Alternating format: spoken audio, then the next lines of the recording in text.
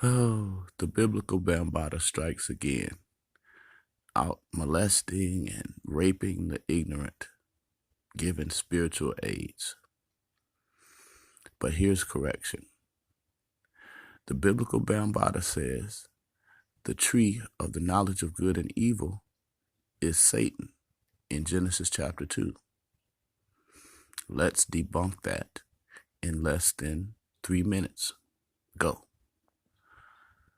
Genesis chapter 2, verse 9. And out of the ground Yahuwah Elohim made every tree grow that is pleasant to the sight and good for food, with the tree of life in the midst of the garden, and the tree of the knowledge of good and evil. That sounds pretty sinister as relates to what the false prophet said. But let's go down. Verse 16 says, and Yahuwah Elohim commanded the man, saying, eat of every tree of the garden, but do not eat of the tree of the knowledge of good and evil, for in the day you eat of it, you shall certainly die. Let's go over here and let's read chapter 3, verse 1. And the Nahash was more crafty than all of the lives of the field which Yahweh Elohim had made. And he said to the woman, is it true that Elohim has said, do not eat of every tree of the garden? And the woman said to what? The Nahash, we are to eat of the fruit of the trees of the garden, but of the fruit of the tree which is in the midst of the garden, Elohim has said, do not eat of it, nor touch it, lest ye die. Verse 4 says, and the Nahash said to the woman, you shall not certainly die. For Elohim knows in that day you eat of it, your eyes shall be opened, and you will be like Elohim, knowing good and evil. Stop. The false prophet says the tree of the knowledge of good and evil is Satan. But Satan in the garden is pictured as a serpent. You can see it at the bottom of my page, the notes. Or Nahash, traditionally rendered the serpent. See explanatory notes on serpent and Nahash. So, how is it that the false prophet says that a tree, a source that bears fruit, is actually the serpent? Make no mistake about it. This serpent, this Nahash, is a person, a being, a man even.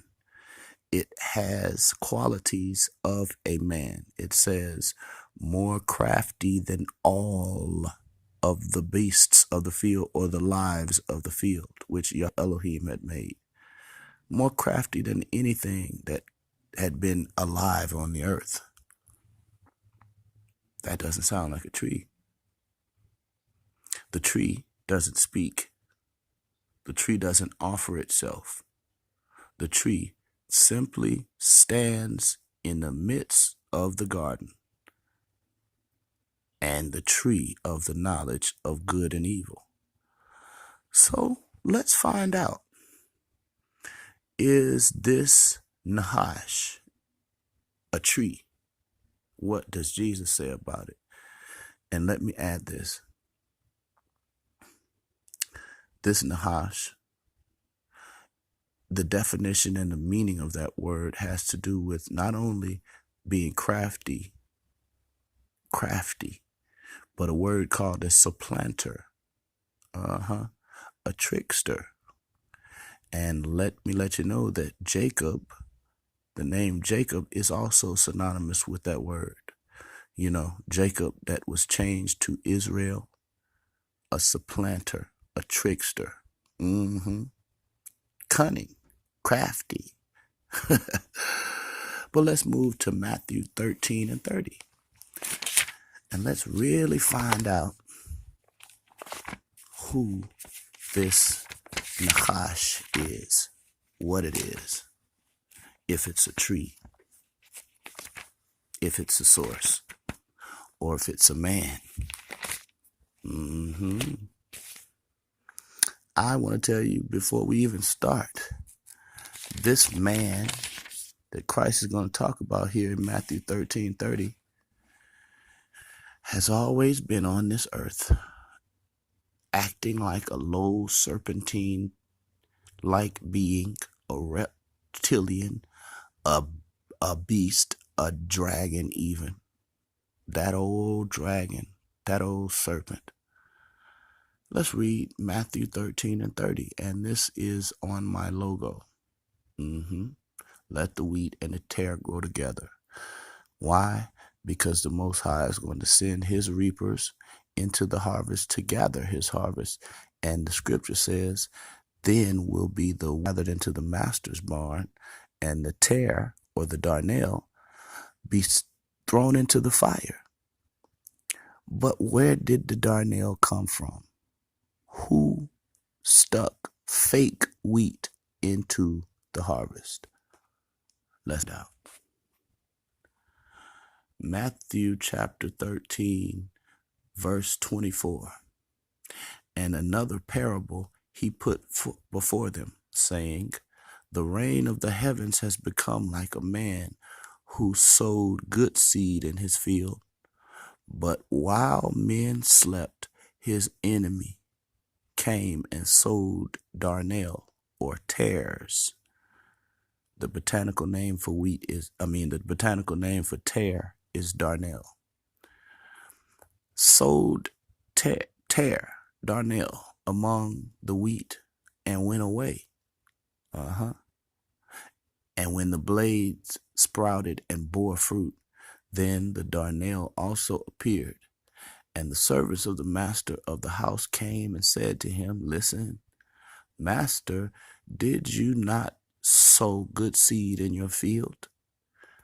From where then does it have the darnel, or the tares? And he said to them, bada bing, a man, an enemy, did this. And the serpent said to him, do you wish then that we go and gather them up? But he said, no, don't do it. Lest while you gather up the darnel or the tare, you'll also uproot the wheat with them. Let both grow together until the harvest.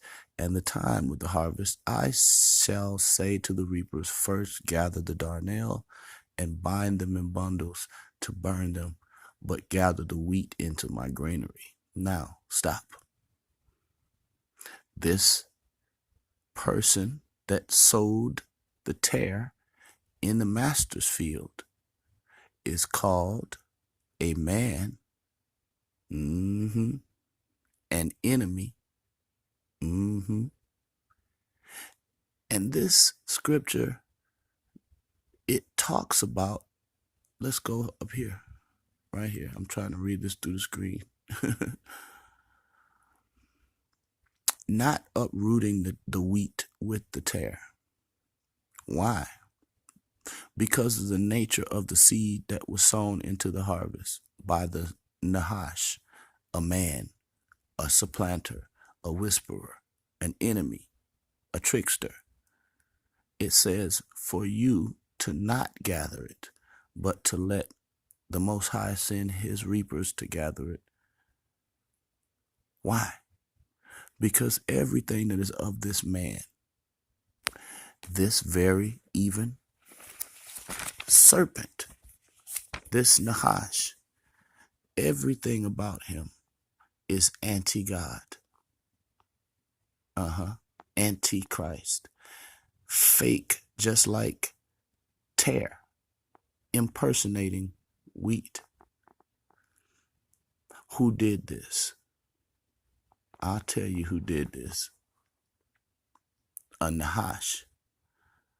He was there from the very beginning, a man more crafty than everything in the field which the Lord Elohim had made.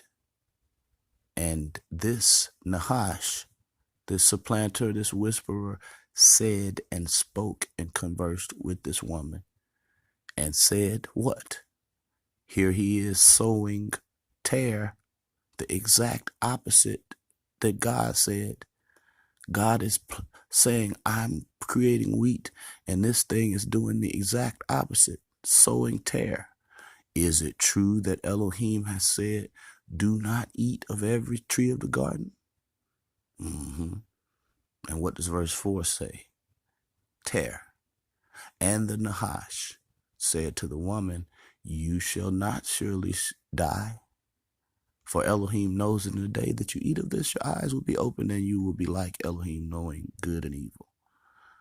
Again, is the Nahash or this snake, serpent, or even that old dragon in the book of Revelation, is it ever a tree?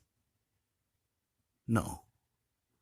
Matthew 13:30 just told us he sowed these tares way early when you, man, fell asleep.